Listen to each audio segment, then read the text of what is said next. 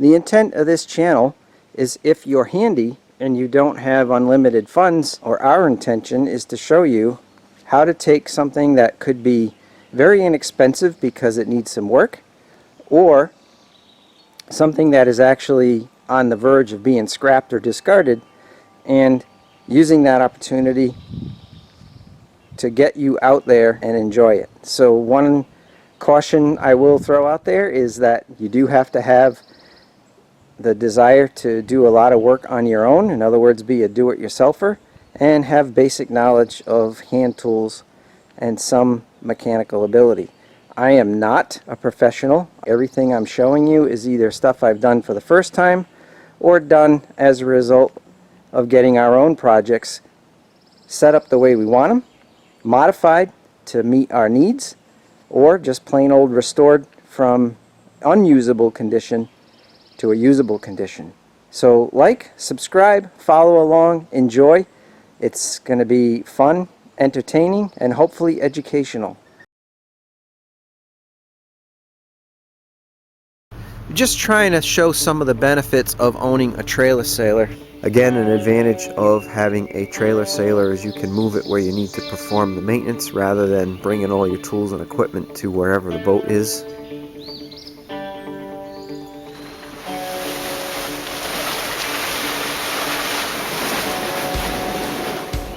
So folks, when you go to look at a boat for sale, again, as I mentioned previously, if it is stored for the winter and it's stripped out, it's not going to look like much or look like it has much potential. It may even look old and neglected.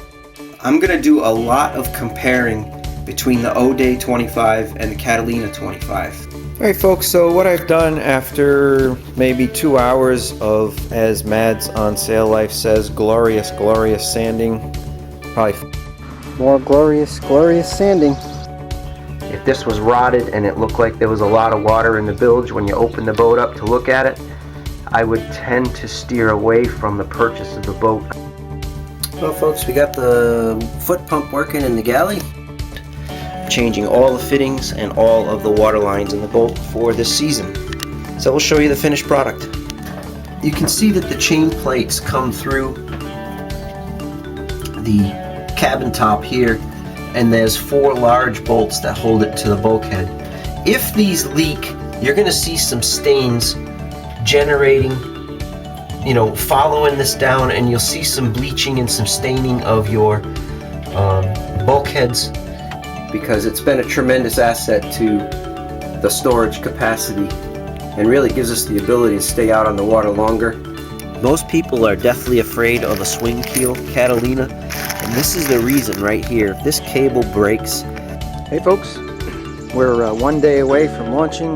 The motor is on, the battery's in, it's all wired up. I just finished running it, putting it through forward and reverse. A couple of things I wanted to show you in terms of storage. As you can see with all of the goodies that we have here, this is how you take a 4,500 pound sailboat and turn it into a 6,500 pound sailboat. Alright folks, we're all hooked up, ready to go. There's the list. There's everything on the list. So one of the things you have to do, folks, when you're taking a trailer sailor down the road is you want to make sure the keel is resting on the trailer.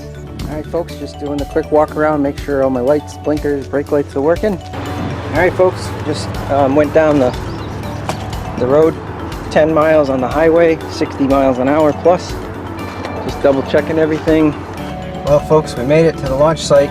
So the first thing I'm going to do to set this thing up for sale is try to get the mast stepped.